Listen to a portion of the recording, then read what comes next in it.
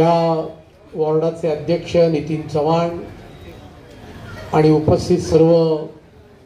विभागातील रहिवासी बंधू भगिनी, सर्वप्रथम आज वडारपाडा या विभागामध्ये भारतीय जनता पार्टीचं एक संपर्क कार्यालय चालू केलं, याच्याबद्दल आपल्या सगळ्यांचं आणि सर्व कार्यकर्त्यांचं मनापासून मी खूप खूप अभिनंदन करतो। खरं तर राजाराम चव्हाणांनी सांगितलं की या विभागामध्ये आपण प्रचंड कामं केलेली आहेत आणि इथे बॅक टू बॅक एक सोडून दोन शेड आहेत, मला वाटतं दोनच आहे, तिसरी पुढे पण एक आहे। हा, त्याच्यामुळे आपण 3 शेड पण केल्या आणि बाकी सगळी कामं आपण करत असतो। पण सर्व कार्यकर्त्यांनी अत्यंत आग्रहाने आज या कार्यालयाचं उद्घाटन केलंय आणि त्यामुळे मी एवढंच सांगेन की कार्यालय सकाळ संध्याकाळ चालू ठेवणं, त्या ठिकाणी लोकांच्या समस्या असतील, बाकीची कामं असतील, ही सर्व कामं या ठिकाणून होतील याची जबाबदारी तुम्ही सर्व कार्यकर्त्यांच्या अंगावर आहे आणि तुम्ही सर्वजण मिळून ही अत्यंत चोखपणाने या ठिकाणी ही काम कराल असा विश्वास सुद्धा या निमित्ताने। त्याचबरोबर मुख्यमंत्री लाडकी बहीण योजनेचे फॉर्म आपण भरायला सुरुवात केली आहे। मला माहित नाही या विभागातून किती फॉर्म भरले गेले, पण उद्यापासूनच या ठिकाणी ऑनलाईन पद्धतीने, ऑनलाईनची साईट जरा चालायला थोडा प्रॉब्लेम येतोय, पण जे ऑनलाईन चालत नसेल तर ऑफलाईन फॉर्म घेऊन त्या ठिकाणी भरण्याकरता या ठिकाणी कार्यकर्ते बसवा। कारण मुख्यमंत्री लाडकी बहीण योजनेमुळे विरोधकांच्या पोटात फार दुखायला लागले, काही जण तर हायकोर्टात गेले आणि हायकोर्टात कशा करता गेले तर आपल्या सरकारने एक घोषणा केली की ज्या महिलेचं उत्पन्न 2.5 लाख रुपयापेक्षा सरासरी वार्षिक हे कमी आहे, ज्यांच्याकडे केशी रेशन कार्ड आहे आणि ज्या महाराष्ट्राच्या रहिवासी आहेत, अशा महिलेला आणि एका घरातल्या 2 महिलांना 1,500 रुपये दर महिन्याला देण्याची योजना केली। पण विरोधकांना तेही सहन होईना आणि त्यांच्या पोटात दुखायला लागलं। खरं तर राज्य सरकारने शेतकऱ्यांकरता, सर्वसामान्य लोकांकरता अनेक योजनांची घोषणा केल्या, त्या योजनेच्या अंमलबजावणीला सुरुवात केली। स्वामींनी सांगितलं की तुमच्या गावचेच 100 पेक्षा जास्ती घरं या विभागात आहेत। कृषी पंपाची वीज बिलं ही माफ करण्याचं काम या महाराष्ट्रामध्ये कोणी केलं असेल तर ते शिंदे फडणवीस सरकारने केलं आणि या जुलै महिन्यापासून सर्व शेतकऱ्यांना त्या ठिकाणी वीज बिलं माफ झालेली आहेत कृषी पंपाची। आणि यावेळेला पाऊसही इतका जबरदस्त झाला की आता येताना मी बघत होतो की उजनी धरण सुद्धा आता फुल झालं आणि त्याचे दरवाजे उघडले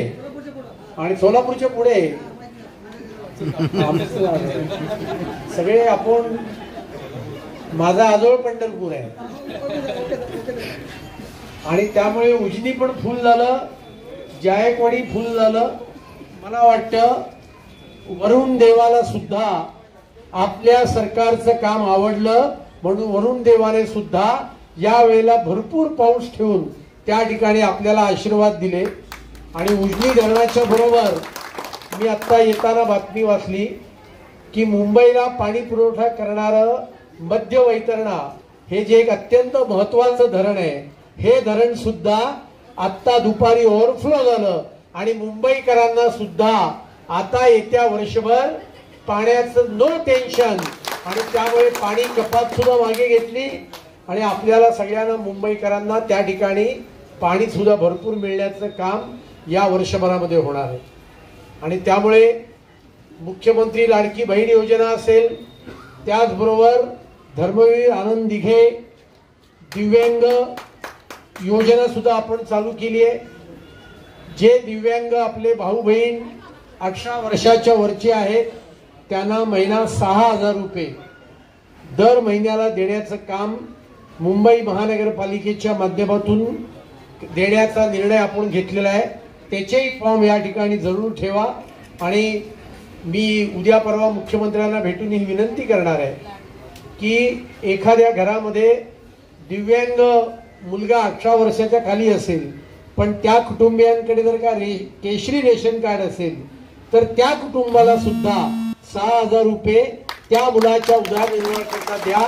अशा प्रकारची मागणी मी उद्या किंवा परवा माननीय मुख्यमंत्र्यांकडे उपमुख्यमंत्र्यांकडे करणार आहे आणि मला विश्वास आहे की ती आपली मागणी सुद्धा त्या ठिकाणी आपली मान्य केली जाईल। आपण जरूर या भागातील जे दिव्यांग व्यक्ती आहेत त्यांना जरूर त्यांचे फॉर्म भरून घेण्याचं काम आपल्या या कार्यालयाच्या माध्यमातून करा।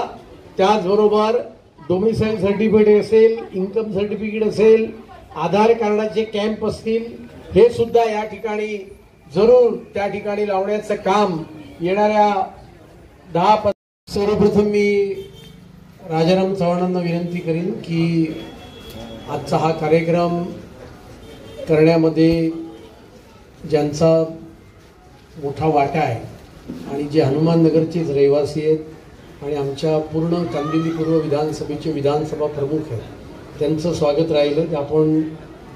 माझ्या वतीने त्यांचं स्वागत करीत हां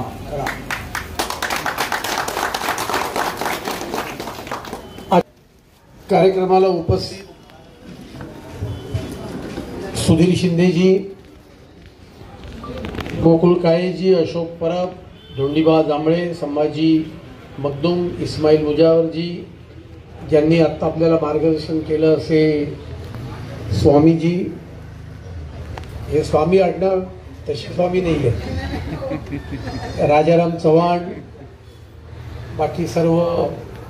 राजमती। आप देख रहे हैं भारतीय जनता पार्टी को बहुत व्यापक और बड़ा समर्थन कांदिवली पूर्व विधानसभा में भी मिल रहा है, पूरे मुंबई शहर में मिल रहा है। और आज इस वडारपाड़ा विभाग के लिए हमने यहाँ भारतीय जनता पार्टी का संपर्क कार्यालय चालू किया है। इस कार्यालय के माध्यम से मुख्यमंत्री लाड़की बहन योजना, दिव्यांगों को मदद करने की योजना और बाकी मेडिकल कैंप होंगे, बाकी महिलाओं के कार्यक्रम होंगे। अभी इसी सभी प्रकार की जो राज्य सरकार की अलग अलग योजना है आम लोगों को मदद करने वाली, उस योजना का भी काम करने को भी प्रारंभ होगा। और साथ में जो नागरिक समस्या है वो समस्या हल करने के लिए भी आने वाले दिन में इस कार्यालय के माध्यम से और भारतीय जनता पार्टी के सभी कार्यकर्ताओं के माध्यम से हम प्रयास करेंगे और काम करेंगे। अभी पिछले दिनों सांसद महोदय आए थे, जो बंद रोड पड़ा है उसको लेकर के भी आपसे चर्चा हुई है, इसके बारे में क्या कहेंगे? नहीं, रोड का जो डीपी रोड है वो 91 के डीपी से ये रोड है और गत कई वर्षों से मैं उस काम के पीछे लगा हूँ। थोड़ा एक उधर 301 लोग हैं जिनको यही किधर हम रीडेवलप करना चाहते हैं और आने वाले दिन में उनका भी पुनर्वसन किया जाएगा और वो रोड चालू करने का काम भारतीय जनता पार्टी के माध्यम से होगा।